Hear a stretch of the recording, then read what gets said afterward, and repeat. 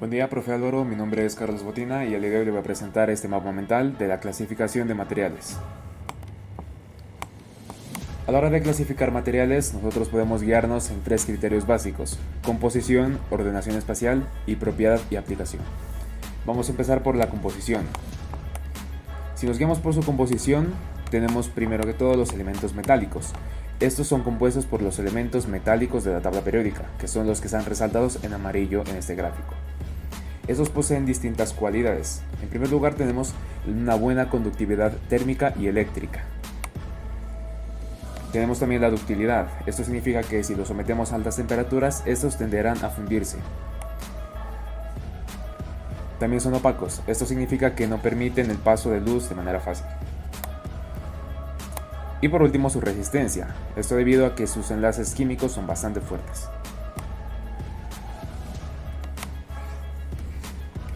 Vamos a pasar a los ejemplos. En primer lugar tenemos el tungsteno, un metal duro que, como recordamos, es utilizado en la fabricación de herramientas de corte. En segundo lugar tenemos el titanio. Este es un metal tanto resistente como ligero. Esta propiedad hace que sus aplicaciones sean bastante variadas y de hecho su fabricación es costosa. Uno de sus usos es la aplicación en la planta de desalinización, esto debido a que también es bastante resistente a la corrosión de la sal del mar. Y como tercer ejemplo tenemos el magnesio, un metal ultraligero, y este en gran medida es combinado por medio de aleaciones al aluminio para generar esas latas metálicas y distintos enlatados, ¿no?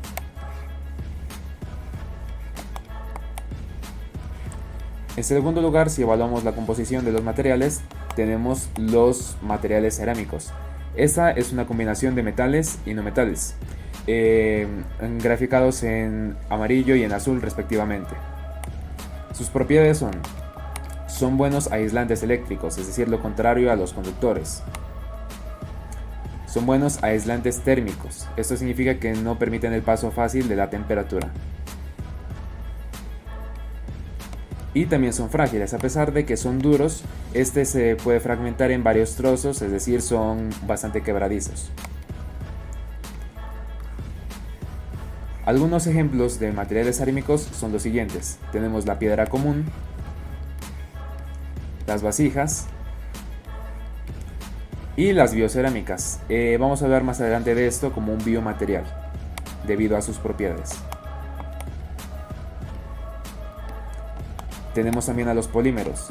Estos son compuestos por combinaciones de elementos orgánicos, es decir, los elementos metálicos más el hidrógeno.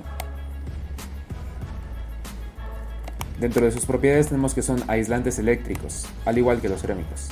Tienen una baja opacidad, pero eso depende de qué material estemos trabajando. Al igual de que tienen baja densidad y que también son dúctiles.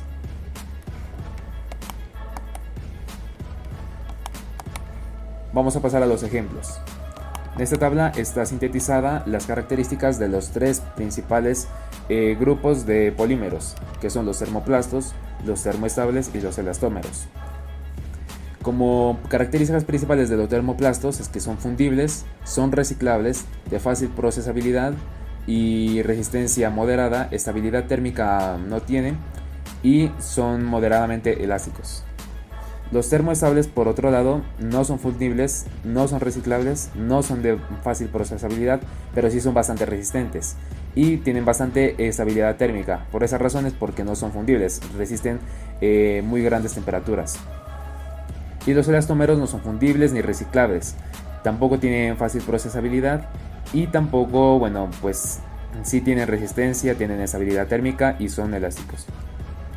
Un ejemplo de termoplasto es el polietileno. Este podría decirse que es el polímero más sencillo de fabricar, debido a que tiene la estructura más sencilla. Lo encontramos en las distintas bolsas de plástico que nos podemos encontrar en todo lugar. En cuanto a los termoestables, tenemos al poliéster, y este es usado más que todo en ropa deportiva, debido a que es bastante ligero y, como aquí lo dice, tiene bastante estabilidad térmica. Y el poliuretano que vendría siendo lo que conocemos coloquialmente como las espumas. Esto se utiliza, por ejemplo, en la industria automovilística para hacer los asientos, los reposapiés y demás.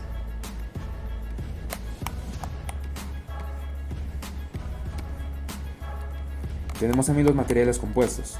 Estos son compuestos por combinaciones de distintos materiales, principalmente de una matriz y más refuerzos, uno o más refuerzos.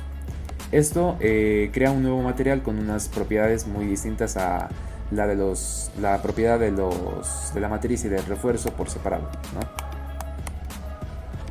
Como ejemplo tenemos al concreto, al cermet, que recordamos es un material con el cual se hacen insertos para herramientas de corte, y ese está compuesto por molibdeno, níquel y cobalto. Principalmente sería una mezcla de materiales metálicos y cerámicos, por eso el nombre, cermet. Y en tercer lugar tenemos la madera, que también vendría siendo un material compuesto. Eso fue todo si evaluamos solamente su composición, pero también hay demás criterios. Tenemos la ordenación espacial. Si clasificamos a los materiales con respecto a esta condición, tenemos primero que todo los materiales cristalinos. Estos están conformados por estructuras microscópicas ordenadas, es decir, que sus átomos o en su defecto moléculas forman patrones que se repiten a lo largo de todo el material. Un ejemplo de esto es el diamante. Este, recordamos, es un buen material para herramientas de corte, de hecho excelente, y posee esta propiedad.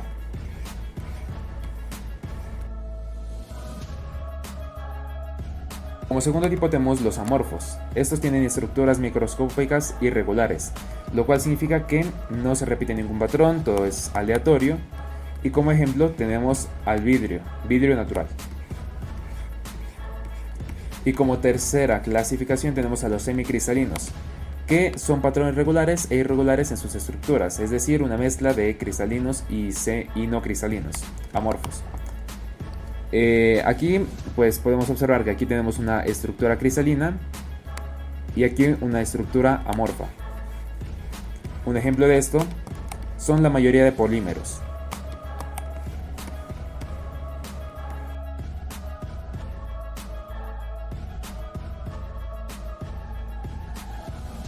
Ahora vamos a considerar el tercer y último criterio, que es la propiedad de aplicación.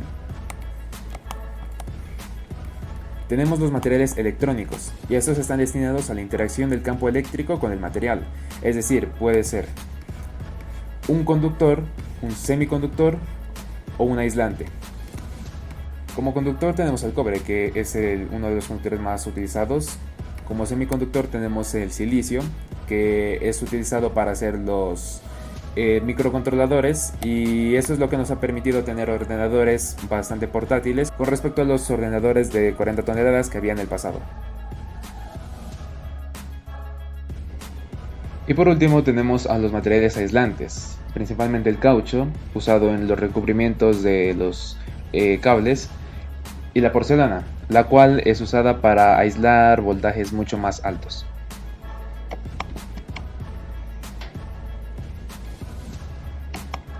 También tenemos a los materiales estructurales, y esos están compuestos por combinaciones de distintos materiales.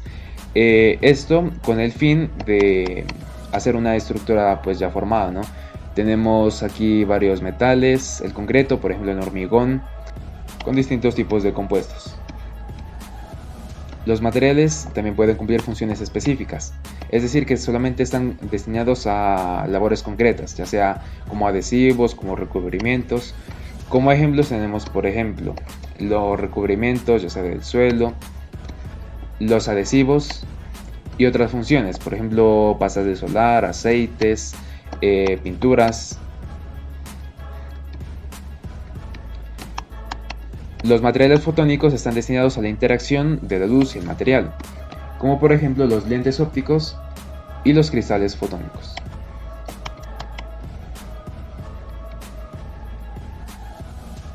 Los materiales magnéticos están destinados a la interacción del campo magnético con el material. Tenemos como ejemplo el cobalto, el hierro y el níquel. Y por último, los biomateriales. Esos están destinados a suplir o complementar organismos vivos. Tenemos como ejemplo la ya mencionada biocerámica. Esta está destinada a suplir partes del cuerpo que no requieran hacer un esfuerzo mayor. Además, son partes que en tamaño son bastante pequeñas. También tenemos el titanio. Ya también mencionado anteriormente, habíamos dicho que es un material bastante ligero. Esto es bastante importante a la hora de hacer prótesis porque la comodidad del paciente es una de las cosas más importantes en la biomedicina. También tenemos que el titanio es un metal no tóxico, es decir, que cuando se oxida, se puede formar fibras óseas encima de este tejido, es decir, el cuerpo no lo rechaza y por tanto es bastante ideal para hacer prótesis internas. Y por último tenemos la silicona, que puede ser introducida de manera interna en el cuerpo y lo miramos por ejemplo en las mamoplastias, en los implantes de glúteos, musculares y demás.